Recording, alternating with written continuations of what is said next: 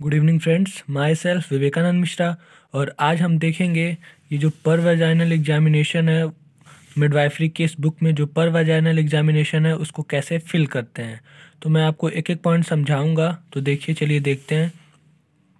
तो स्टार्टिंग यहाँ से होती है कि name of the hospital, hospital का नेम क्या है और वहाँ जो पेशेंट है उसका रजिस्ट्रेशन नंबर क्या है और वार्ड कौन सा है। तो पर वजाइनल एग्जामिनेशन है करना है तो वार्ड एंटीनेटल वार्ड होगा, मदर का नेम और एज लिखना है और बाकी सारी उसके डेटा लिखने हैं।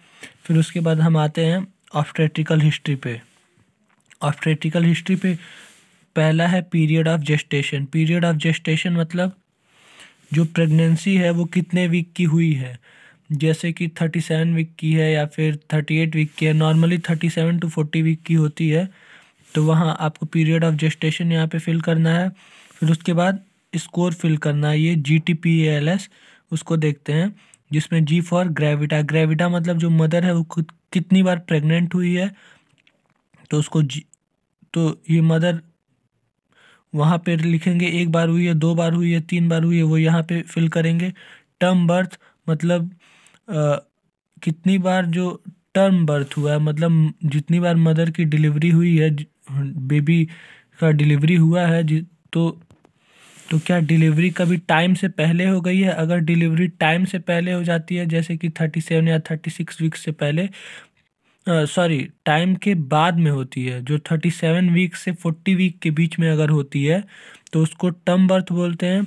और अगर वो 36 वीक से पहले होती है तो उसको बोलते हैं प्री टर्म बर्थ। तो यहाँ उसको फिल करना था, तो यहाँ पे 0 0 भरे हैं क्योंकि प्रेगनेंसी G1 है, पहली बार प्रेग्नेंट हुई है मदर। तो और एबॉर्शन, एक भी बार एबॉर्शन का हुआ है। एबॉर्शन मतलब अगर जो मदर है वो, जो बेबी है वो 20 वीक से पहले ही बेबी का डेथ हो जाए वूम में ही, तो उसको बोलते हैं एबॉर्शन। फिर उसके बाद लिविंग, कितनी बार जो बेबी था वो जीवित पैदा हुआ है, कितनी बार स्टिल बर्थ हुआ है। स्टिल बर्थ मतलब मृत जन्म। और फिर उसके बाद LMP भरते हैं। LMP मतलब लास्ट मेंस्ट्रुअल पीरियड, मतलब प्रेगनेंसी से पहले सबसे प्रेगनेंसी जब कंसीव हुई थी तो जो उस टाइम जो लास्ट मेंस्ट्रुअल पीरियड था वो कब आया था। क्योंकि फ्रेंड्स, जब प्रेगनेंसी कंसीव हो जाती है उसके बाद जो मेंस्ट्रुएशन होता है वो स्टॉप हो जाता है। फिर इस डेट को लेके फिर EDD निकालते हैं, एक्सपेक्टेड डेट ऑफ डिलीवरी। उसका एक फार्मूला है जो हम बता चुके हैं एक वीडियो में। तो जन्म की प्रत्याशित तिथि मतलब ऐसा अंदाज़ा, एक्सपेक्टेशन लगाया जाता है कि इस डेट को, अगर इस डेट को LMP था तो एक फार्मूला है उस पे रख के फिर EDD निकाला जाता है। फिर उसके बाद मदर की प्रीवियस हिस्ट्री निकालते हैं, जैसे मदर कई बार और विजिट की होगी हॉस्पिटल में तो प्रीवियस हिस्ट्री निकालते हैं। मदर की प्रेजेंट हिस्ट्री निकालते हैं। आप PV कर रहे हैं तो उस टाइम मदर की प्रेजेंट हिस्ट्री क्या है वो यहाँ पे लिखते हैं। फिर उसके बाद वेजाइनल एग्जामिनेशन वाला भरते हैं, वेजाइनल एग्जामिनेशन करते हैं।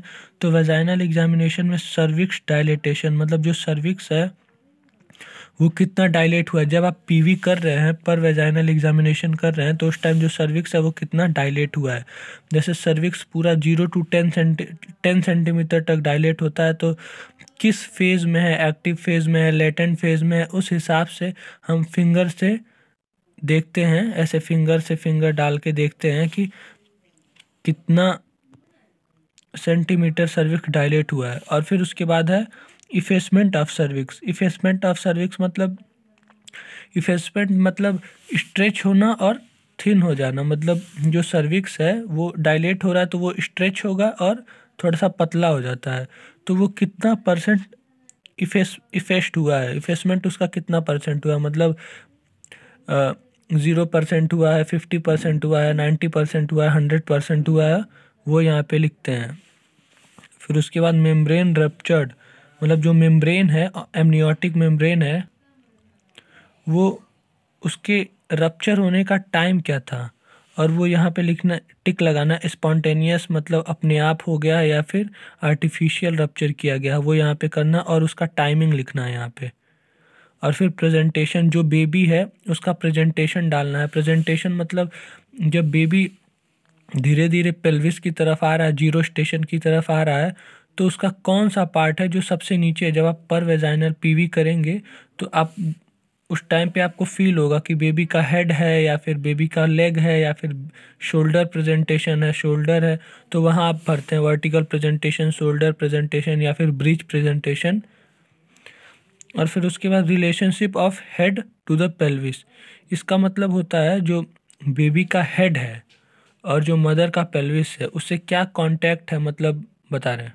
वो समझने के लिए आपको ये समझना होगा कि ये बेबी का हेड होता है और यहाँ पे बेबी का जो हेड होता है वो टर्न रोटेट होता रहता है। तो ये आप इस तरफ समझ लीजिए, ये एंटीरियर पोजीशन है मदर का, जो जहाँ पे दोनों पेल्विस आके कनेक्ट रहते हैं, सिम्फिसिस प्यूबिस, और ये पोस्टीरियर पोजीशन है।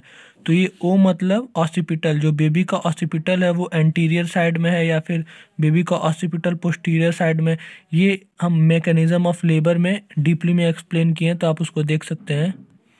तो यहाँ पे ओ ए लिखे, मतलब ऑसिपिटो एंटीरियर, मतलब बेबी का जो ऑसिपिटल बोन है सिर का वो एंटीरियर है, मतलब नॉर्मल है।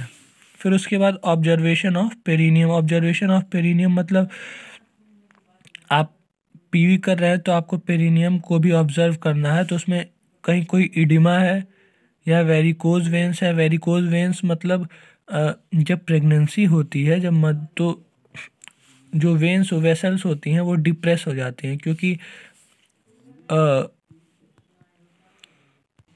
बेबी कंसीव करने के बाद वेंस और आर्टरीज पे प्रेशर पड़ता है, जिसके वजह से जो ब्लड फ्लो होता है वो पैरों की तरफ ज़्यादा हो जाता है। और ऐसा होने से जो नीचे की वेसल्स होती हैं उस पर वो ट्विस्ट हो जाती हैं, वो स्वेलिंग हो जाता है, तो उसको बोलते हैं वेरिकोज वेंस। तो उसको भी देखना है। कोई डिस्चार्ज हो रहा है तो उसको भी देखना है। और टाइप ऑफ पेल्विस, मतलब कौन किस प्रकार का पेल्विस है, जो मदर है उसका पेल्विस कौन सा है। एंड्रॉयड पेल्विस है, गायनेकॉइड पेल्विस है, मतलब मेल पेल्विस है, फीमेल पेल्विस है, या फिर और तरह के पेल्विस होते हैं, प्लेटिपेलॉइड पेल्विस। तो वो सब आपको देखना है, नॉर्मल है कि एबनॉर्मल है। और फिर लास्ट में आपको रिमार्क लिखना है कि मदर की ओवरऑल कंडीशन क्या है, उसको यहाँ पे आपको रिमार्क में फिल करना है। तो थैंक यू फ्रेंड्स। अगले वीडियो में हम आपको कंडक्टिंग नॉर्मल डिलीवरी के बारे में बताएंगे, जिसमें पार्टोग्राफ भी दिया हुआ है। Thank you friends.